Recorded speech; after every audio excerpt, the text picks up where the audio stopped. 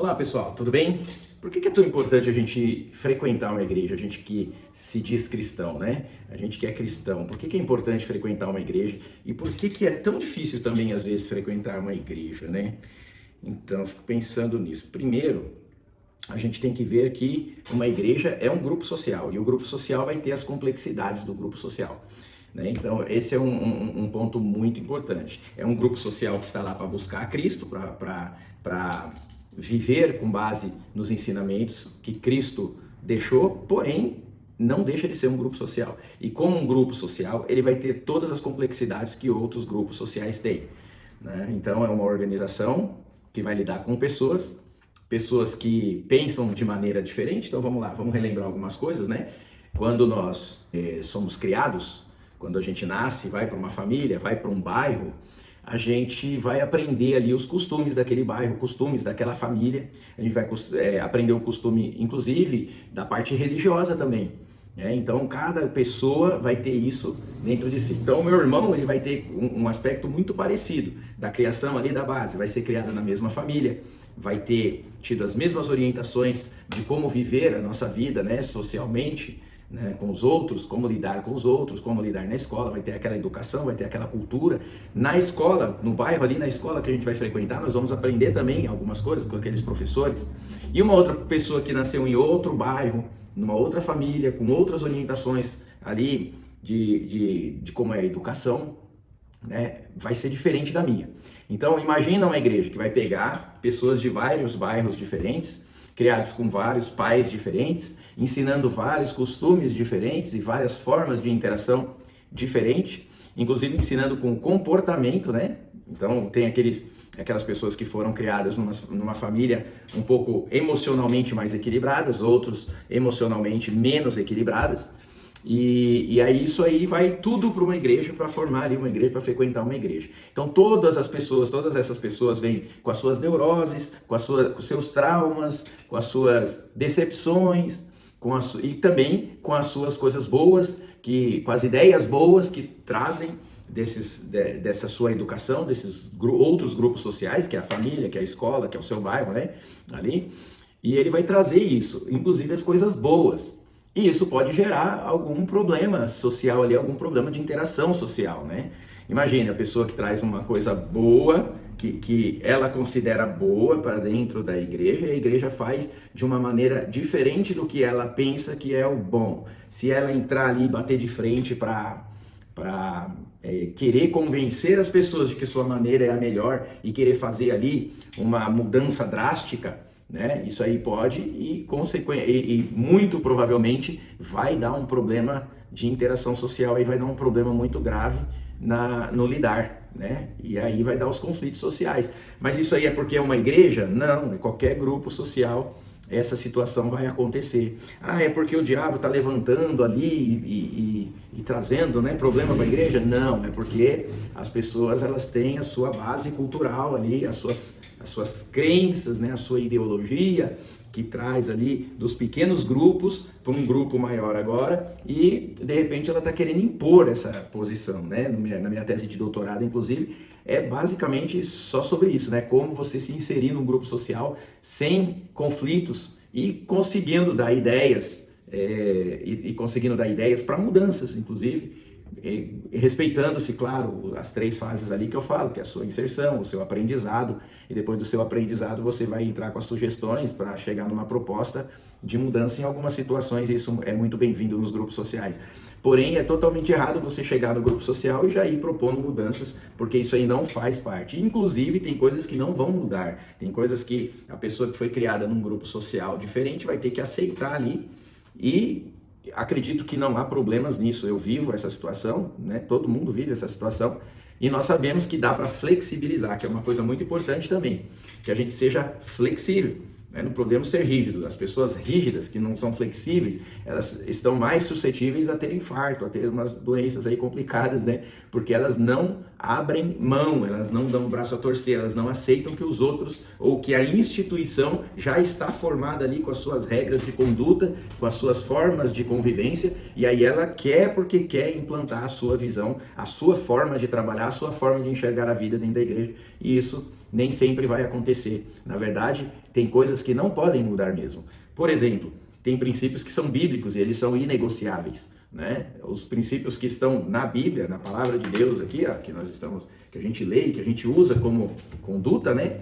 Elas são inegociáveis. Então não adianta falar, vamos mudar isso porque é melhor, porque vai favorecer um ou outro, não. Vai fazer a igreja crescer mais fácil? Não. Se não está no princípio bíblico, esse aí é inegociável. Agora outros princípios sociais, de convivência, alguns podem ser negociados e outros não. Vai depender da liderança da igreja e isso é muito importante, ter essa noção de respeito à liderança da igreja do que eles já prepararam, né?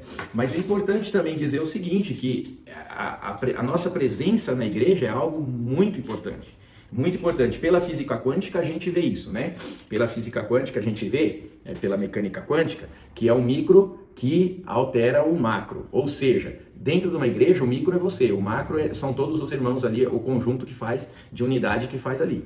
Então, primeira coisa, o conceito de unidade. Por que eu devo estar na igreja? Porque quando eu estou na igreja, eu crio uma unidade grande, forte com os outros irmãos para uma adoração para Deus, para a adoração que Ele merece, aquela adoração forte, né? Eu crio também uma unidade grande para oração, para orar, aquela unidade que se conecta com Deus, que se conecta com o Criador de uma forma poderosa, porque são várias mentes ali conectadas. E é exatamente por isso que nós não podemos alimentar a discórdia. E essas confusões que eu falei no começo, de que, é porque tem que ser desse jeito, desse outro jeito, porque o irmão ali faz isso, faz... Não, você está dentro da igreja, você segue o que a igreja está pedindo, o que a igreja nos colocou como correto, né? A gente segue isso. E aí a gente cria uma unidade. Se não há conflito, se não há briga entre um e outro, se não há discórdia, que é o que a palavra de Deus diz, que nós devemos trabalhar a concórdia e não a discórdia. Então, quando há isso, nós criamos uma base, uma união forte, poderosa, e essa união forte e poderosa se conecta com Deus, e as nossas orações ficam mais fortes, elas ficam mais poderosas. Agora, é muito importante dizer que se você não concorda com algo que tem na igreja, pela física quântica, é o micro que altera o macro. Então, como que deveria ser o procedimento? Não é brigar, não é criar confusão para quebrar essa unidade poderosa, mas é orar, pedir a Deus para que Deus mostre para você o que deve ser feito, ou para que Deus mude em você aquela opinião formada ali que não quer ter a alteração, né, que é o famoso braço a torcer, que eu não quero abrir mão, para que Deus mostre que isso é possível, para que Deus trabalhe em você as coisas que estão erradas, os pensamentos que estão errados, e Deus alterando ali os pequenos ajustes que precisa ser feito na sua vida, Deus também vai alterar dentro da igreja. Então não é pela briga, não é pela força. A palavra de Deus diz ali, né? Não por força, nem por violência, mas pelo meu espírito. Mas pelo seu espírito, mais pelo meu espírito, né? Deus falando seria isso, né? Mas enfim, não é por força nem por violência, mas é pelo espírito. E como o espírito vai agir numa igreja? Não é de modo geral também, é de modo particular. Então cada membro, cada pessoa ali da igreja tem que pedir a Deus que Deus mostre o que precisa ser corrigido, o que precisa ser alterado, mas não na igreja, mas sim na vida dele, porque assim, alterando na minha vida e eu sendo melhor, imagina todos os irmãos da sua igreja fazendo isso, né, buscando a melhoria. Isso serve para casa também. Eu estou brigado com a minha esposa ali e tal, e eu quero que Deus mude ela. Deus muda minha esposa, muda porque ela é isso, ela é aquilo. Não. Como que é nessa ideia da unidade aí, pela física quântica, que é o micro que altera o macro? É Deus, olha o que tem em mim que não está bom e que atrapalha o meu casamento. Mude o que tem dentro de mim e que pode atrapalhar o meu casamento. Por favor, meu pai e tal. E Deus vai te mostrar. E Deus vai mudando. E Deus vai trabalhando a sua vida. E quando Ele trabalhar a sua vida, Ele vai alterar a vida da sua esposa também. Francis, como isso acontece? Olha, por várias maneiras, né? Mas uma delas é por observação, né? Você mudando, a sua esposa vai perceber mudança em você também. Essa mudança vai atingir ela. E outro, o Espírito Santo, assim como está trabalhando a sua vida, quando ele estiver trabalhando a sua vida, ele pode trabalhar da sua esposa também. Ele vai trabalhar da sua esposa também e a sua família será grande. E isso acontece também na igreja, quando você fala da igreja, da comunhão ali. Então é importante isso. Então, há problemas na igreja? Na igreja? Há problemas na igreja, em qualquer igreja. Qualquer igreja vai ter problema. Eu vou sair dessa igreja porque vou para outra igreja, porque a outra igreja é melhor. Não, você vai chegar na outra igreja e a outra igreja vai ter problema. Eu vou terminar meu casamento agora porque é muito problemático, eu vou arrumar outro casamento, porque daí eu vou ser feliz. Não, do mesmo jeito que você for, vai ter problema no outro casamento também. E é por isso que faz tanto sentido o micro alterar o macro, porque você pode estar em qualquer lugar, você pode ir para qualquer grupo social, você pode arrumar qualquer relacionamento. Se você não mudar o que está errado em você, então você vai levar esse pacote, essas malas, essas bagagens para outro casamento, para outro grupo social, para outra empresa. Ah, vou sair dessa para outra porque meu chefe é isso, meu chefe é aquilo. Se você não pedir para Deus mudar o que tem de errado em você, você vai levar também para o outro lugar os problemas, e ali também vai ter confusão e você vai ter problema do mesmo jeito. Então há problemas, mas a palavra de Deus diz assim, ó, ela diz, se alguém quiser me acompanhar, então isso está em Lucas 9:23, se alguém quiser me acompanhar, negue-se a si mesmo, tome diariamente a sua cruz e me siga. O que é o negar a si mesmo? É isso que eu estou dizendo. O negar a si mesmo é, eu não estou bem, o problema sou eu. Eu tenho problemas dentro de mim, eu não sou o dono da verdade, eu tenho causado problema. O meu casamento não está bom, eu estou olhando a minha esposa, eu estou olhando meu marido, mas eu tenho que ver que eu falho. Eu tenho minhas falhas, né? Eu estou achando que a minha igreja não está boa, mas o que eu preciso mudar, né? Isso é negar a si mesmo. Né? O braço a torcer ali que a gente diz, mas de uma maneira mais elaborada. Dizendo assim, olha, muda o que tem que mudar em mim. Eu não sou correto, eu não sou o dono da verdade, né? Isso é negar a si mesmo, né? Então toma a cruz dia a dia, ou tome a cruz diariamente, tome a cruz todos os dias. O que é tome a cruz? Vem com as suas dificuldades, né? Vem com as dificuldades, caminhe com as dificuldades, negando-se a si mesmo, pedindo para Deus mudar o que precisa ser mudado em você e segue a Jesus Cristo. Pois quem quiser salvar a sua vida vai perder. Mas quem perder a sua vida por minha causa, este a salvará. Pois que adianta o homem ganhar o mundo inteiro e perder a sua alma? Beleza? Então olha só que interessante, né? É isso. É uma outra coisa bastante interessante que eu vejo aqui, é que a gente até pouco tempo atrás usava a imagem do peixe para mostrar que era um cristão, né? Então, por conta de perseguições, muito provavelmente, por conta das perseguições que os cristãos sofriam no passado, eles usavam o peixe como código. Essa é uma probabilidade, né? Uma hipótese que usam aí os estudiosos. Eles usavam o peixe como uma forma de identificação em código. Então, muito provavelmente, quando alguém encontrava alguém e ele achava que era um cristão, ele desenhava, ele fazia um arco em algum lugar, né?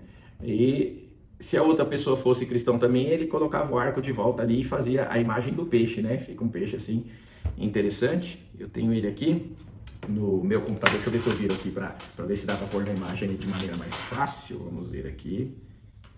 Aqui. Vamos ver. Olha aqui, ó. Aqui, olha lá o peixe, né? A imagem do peixe.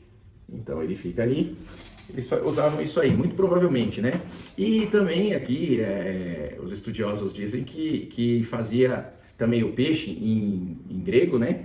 Ele dava ali a ideia de um acrônimo, né? Que com as iniciais ali dava a ideia ali, o peixe dava a ideia de Jesus Cristo, Filho de Deus Salvador, e aí usava como código.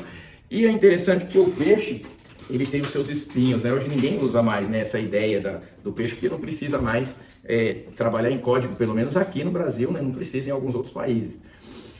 Mas a ideia do peixe também me chama a atenção, de que as pessoas querem estar na igreja e sempre, assim, tudo mil maravilhas, né? E nesse contexto social que eu já expliquei no começo, nós sabemos que vai ter algum tipo de problema sim, né? Nós vamos ter problemas porque é um grupo social, com humanos que são falhos e que precisam buscar individualmente a melhoria, e não no grupo, como eu já falei, né?